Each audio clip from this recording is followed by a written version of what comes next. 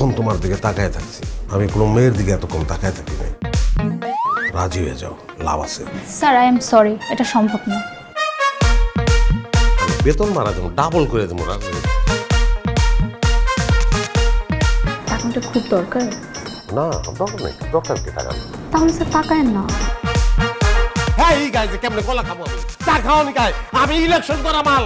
লাল চা খাইতে খাইতে পেটে সর পড়ে গেছে। আজকে যদি আমি সবাই ডাইকা বলি আপনি আমার সাথে কি কি করছেন, এই বয়সে আপনার মান সম্মান থাকবে? আমার ছেলে এমডি হবে। চলেন আপনার এক জায়গায় লয়ে যাই স্যার, তাহলে আমি স্যার আমির স্যার।